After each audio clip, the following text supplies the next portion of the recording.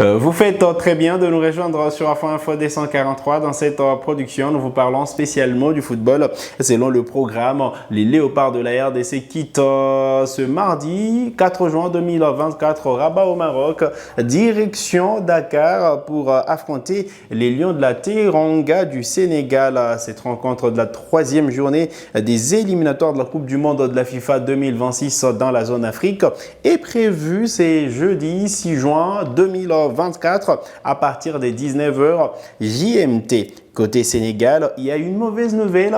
Sadio Mané sera absent contre la République démocratique du Congo. Restez avec nous, on revient avec beaucoup plus de détails.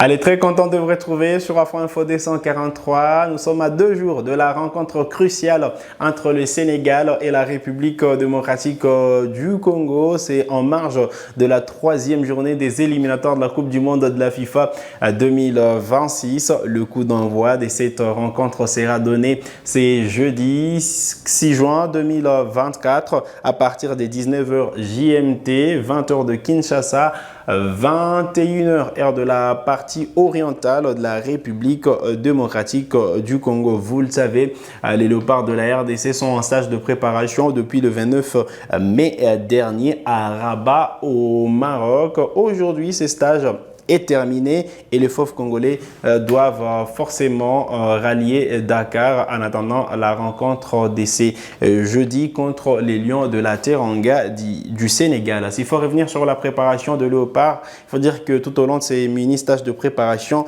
le staff technique n'a pas disposé de tout le jour parce qu'il fallait attendre d'autres jours jusqu'à dimanche soir, d'autres joueurs qui disputaient des matchs jusqu'à dimanche soir. Il s'agit de Joris Kayembe, Charles Piquel, Aaron Tibola et Dylan Batubinsika.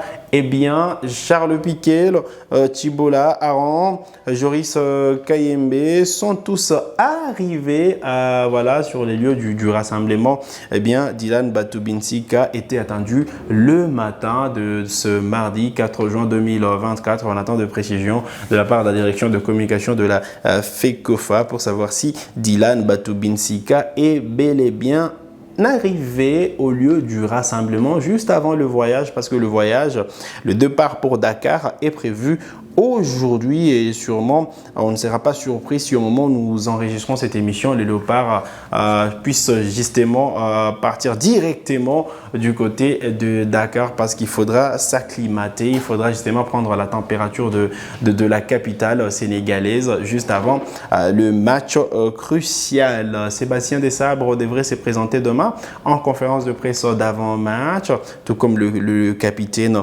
de Léopard, et à savoir quel joueur sera choisi justement par le staff pour accompagner Sébastien Desabre. Mais voilà, le programme est demain. Place à la reconnaissance de l'ère des Jeux du stade Abdoulaye Wade. Les Léopards qui doivent forcément justement prendre la température de la capitale sénégalaise, qui doivent également justement reconnaître la surface sur laquelle ils vont devoir affronter les Lions de la Teranga du Sénégal. Allez, ça sera une rencontre capitale, même si Sébastien Desabre a évoqué dans une interview avec la direction de communication de la FECOFA. Nous avons diffusé hier justement un extrait. Sébastien Desabre a dit que ça ne sera pas forcément cette rencontre qui déterminera le premier du groupe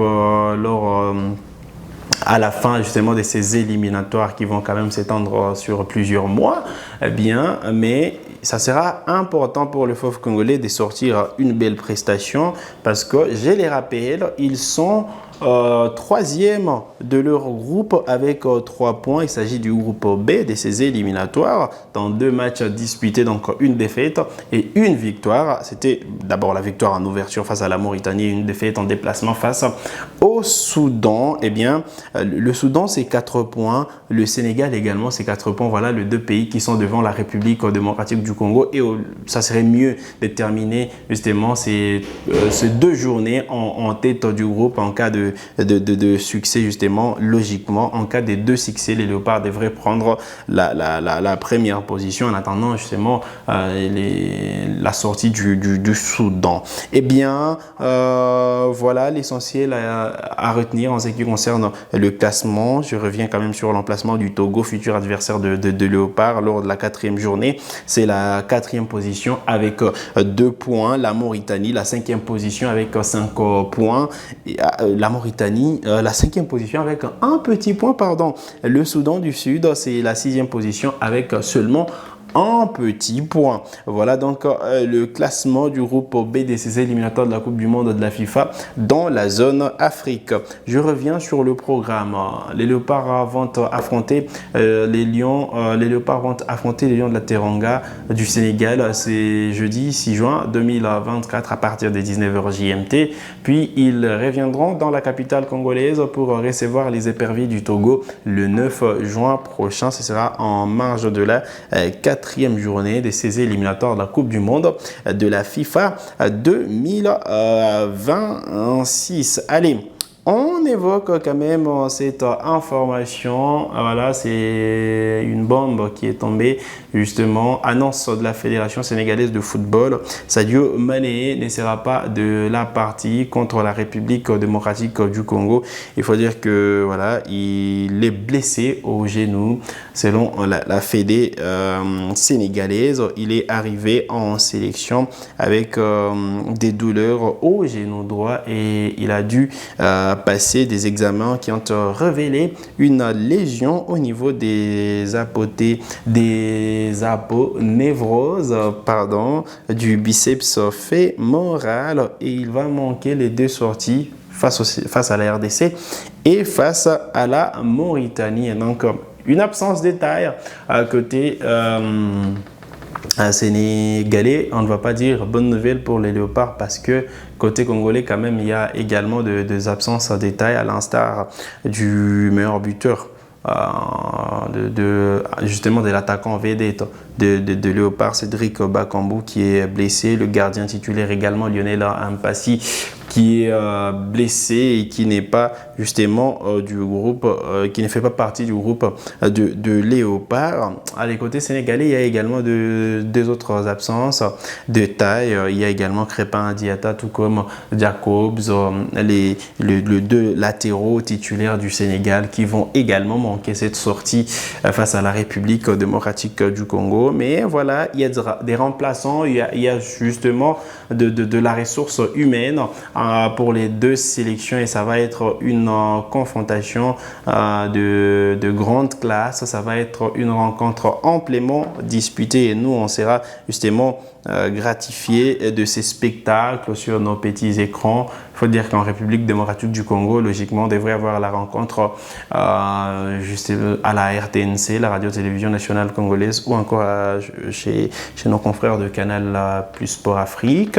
Et puis voilà, pour nos amis de la diaspora, demain ou encore le jeudi, on vous communiquera tous les programmes de diffusion de cette rencontre Sénégal, République démocratique du Congo.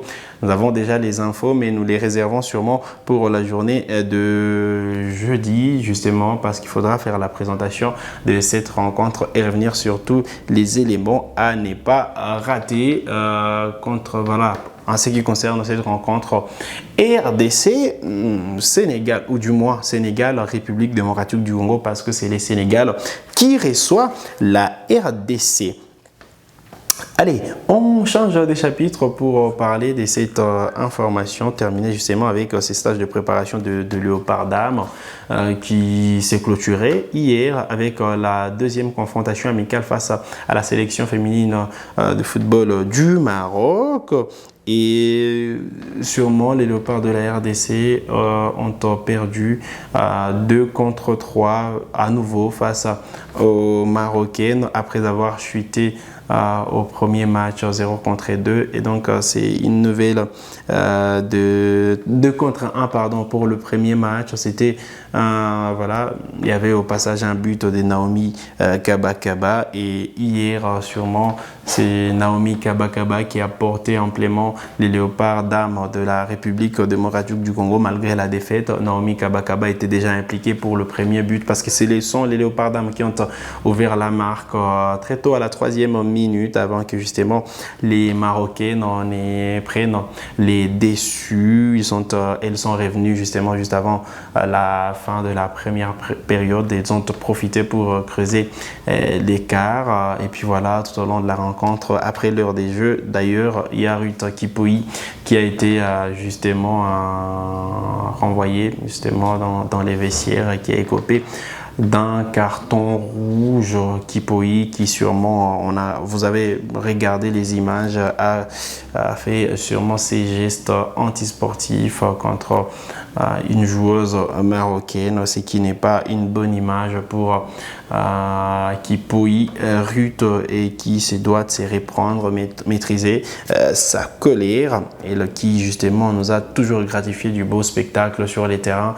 On ne voudrait pas justement avoir ces genres de scènes de la part de cette jeune talentueuse footballeuse de la République démocratique du Congo. Allez, Naomi Kabakaba justement a réduit la marque dans les dernières minutes, encore une fois, de cette rencontre face au Maroc, mais quand même, il faut dire que l'arbitrage n'a pas été à la hauteur de cette rencontre, on va bien le dire, parce que il y a Grassam Fouamba qui devrait en principe marquer le deuxième but avant la réalisation de Naomi Kabakaba, sûrement, mais voilà, l'arbitre n'a pas sifflé justement, n'a pas accordé les buts à la République démocratique du Congo, estimant que le ballon avait franchi la ligne. On vous invite justement à aller vivre les résumés de cette rencontre ou suivre carrément l'intégralité de cette rencontre sur les réseaux sociaux de l'équipe nationale dames de la République démocratique du Congo.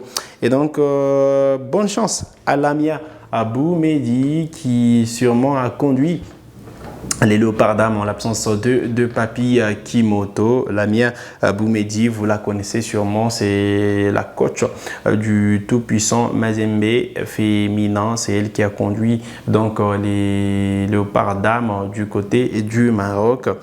On attend justement la communication officielle de la part de la FECOFA en ce qui concerne le remplaçant de Papi Kimoto, parce que pour l'instant Lamia n'est pas encore confirmé à la tête de la sélection nationale congolaise. On attend de précision. Allez, c'est sur cette note que nous arrivons au terme de cette production sur Afro Info 243. Vous êtes nouveau à la chaîne, cliquez sur s'abonner, activez la cloche des notifications pour ne manquer aucune de nos prochaines publications. Likez cette vidéo si elle vous a plu et merci de nous avoir suivis.